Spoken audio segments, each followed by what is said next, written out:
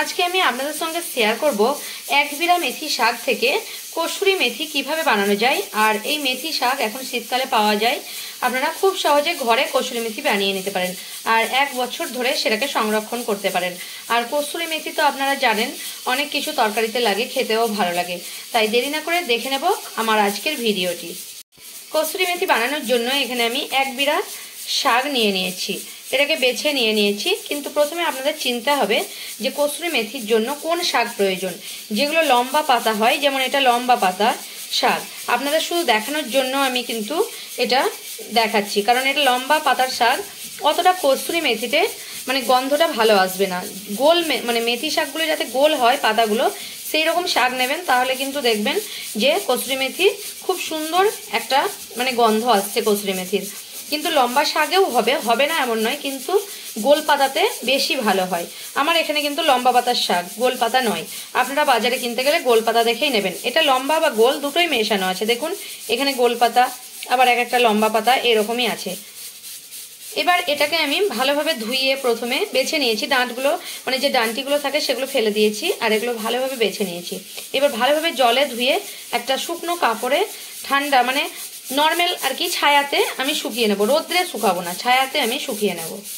এখন আমি কসুরি মেথিগুলোকে ধুইয়ে তারপর একটা কটন কাপড়ের উপর একদম শুকাতে দিয়েছি, পুছে নিয়ে এমনি মানে ছায়াতেই শুকাতে দিয়েছি ভালোভাবে, যাতে জলটা ঝরে যায় বা জলটা যেন শাকের উপরে না থাকে, সেই কারণে ভালোভাবে শুকিয়ে নিয়েছি। আর এভাবে করে আমি জলটা পুছে নিয়েছি।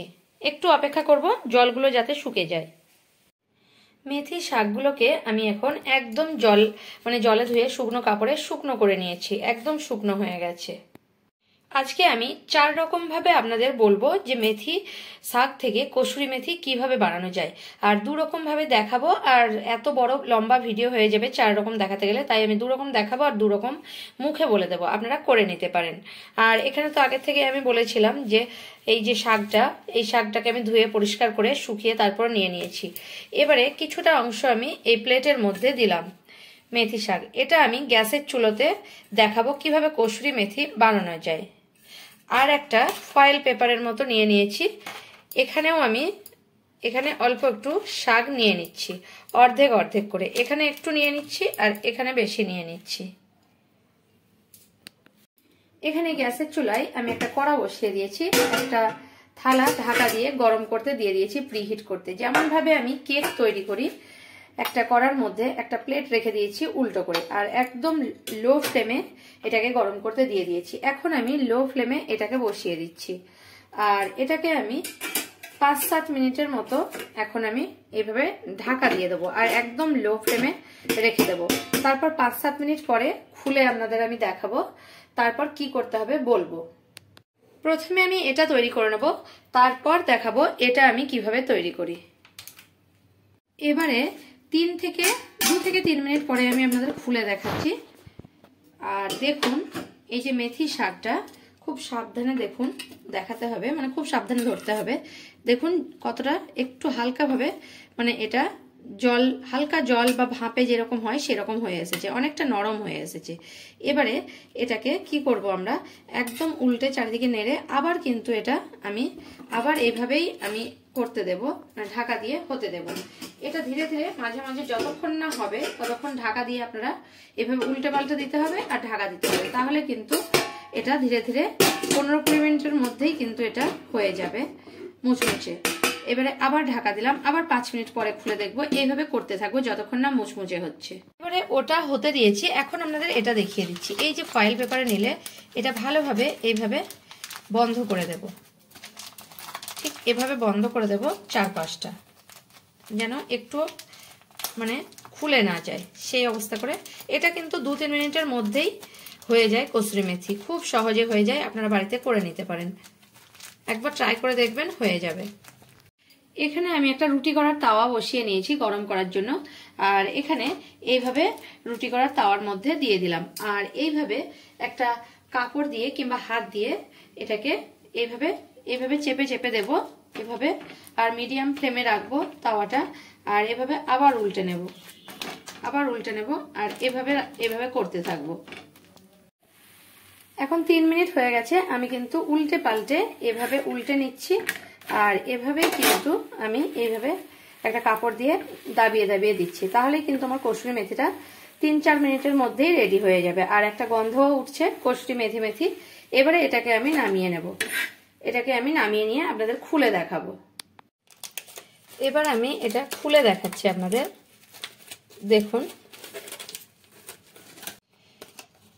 এবার এখানে আমি ঢেলে নিচ্ছি। এটা প্রচন্ড গরম আছে তাই অতটা মুচমুচে দেখাচ্ছে না, আপনাদের দেখাচ্ছি। দেখুন, আওয়াজ শুনলে নিশ্চয়ই বুঝতে পারছেন কসুরি মেথির মতো গুঁড়ো হয়ে যাচ্ছে। আর একটু ঠান্ডা হলে পুরো গুঁড়ো হয়ে যাবে। আর কালারটাও দেখেছেন তো কতটা সুন্দর আছে। এটা দেখুন 10 মিনিট হয়ে গেছে। এখন আমার অনেকটা মানে শুকনো হয়ে এসেছে। এটা আপনারা দেখলে নিশ্চয়ই বুঝতে পারছেন। কিন্তু আর একটু 5 মিনিট আমি এটাকে শুকোতে দেব, দিলে আর একটু মুচমুচে হয়ে যাবে। এভাবে আর একটু 5 মিনিট দেব। দেখুন এটা আবার আমি দেখাচ্ছি। দেখুন আমার কতটা শুকনো হয়ে গেছে। এখন আমি গ্যাসের ফ্লেমটা অফ করে দিচ্ছি আর এটাকে আমি নামিয়ে নিচ্ছি। আর এটা আমি নামিয়ে নিয়েছি। আর এখানে আগেরটা আমার আছে, আর এখানে একটা দেখুন গ্রিন কালারও আছে আমার। আর একটু এখন গরম তো তাই অতটা মুচমুচে দেখাচ্ছে না, তবুও আপনাদের দেখাচ্ছি একটু হাতে কতটা মুচমুচে হয়ে গেছে। দেখুন দেখুন একদম কসুরি মেথি যেরকম হয় গুঁড়ো হয়ে যাচ্ছে। আর কালারটাও দেখেছেন কতটা সুন্দর আছে। এভাবে আওয়াজ শুনলে নিশ্চয়ই বুঝতে পারছেন যে কতটা মুচমুচে হয়েছে, গুঁড়ো হয়ে যাচ্ছে হাতের মধ্যে দিলে। এভাবে দু রকম ভাবে আপনাদের দেখালাম। এখানে এটা তো ঠান্ডা হয়ে গেছে, এখন গুঁড়ো হয়ে যাচ্ছে একদম, আওয়াজ শুনলে নিশ্চয়ই বুঝতে পারছেন। আর এক রকম ভাবে আপনাদের বলছি, এটাতে কোনো কিছু করার দরকার নেই। যখন মেথি শাকগুলো একটা পাতলা কাপড়ে আপনারা 2 থেকে 3 দিন ছায়াতেই শুকিয়ে নেবেন, কোনো রোদ্রে দেওয়ার দরকার নেই, তাহলে কিন্তু ভালো হবে না। ছায়াতে 2-3 দিন উল্টো পাল্টে শুকিয়ে নিলেই ওটা শুকনো হয়ে যাবে আর কসুরি মেথি হয়ে যাবে। 3 নম্বর হয়ে গেল। আর 4 নম্বর হচ্ছে মাইক্রোওয়েভ। যাদের মাইক্রোওভেন আছে তারা মাইক্রোওয়েভেও মানে 30 সেকেন্ড করে দিয়ে উল্টে পাল্টে এইভাবেই শুকিয়ে নিতে পারবেন, মানে কসুরি মেথি বানিয়ে নিতে পারবেন। ওটাতেও মানে গ্যাসে যেরকম ভাবে আমি উল্টে পাল্টে নিলাম, মানে গ্যাসে যে কড়া বসিয়ে একইভাবে মাইক্রোওয়েভেও দিয়ে আপনারা 30 সেকেন্ড মানে 1 মিনিট দিলেন, তারপরে আবার উল্টে দিলেন, আবার 1 মিনিট, এইভাবে আপনারা কসুরি মেথি বানিয়ে নিতে পারেন। আর দেখলেন তো কত সহজে মানে মেথি শাক থেকে কসুরি মেথি বানানো যায়। 1 বছর এটাকে আপনারা যে কোনো একটা ডিবাতে ভরে সংরক্ষণ করতে পারেন। তারপর আপনারা তরকারিতে দেবেন, দেখবেন খুব ভালো লাগবে।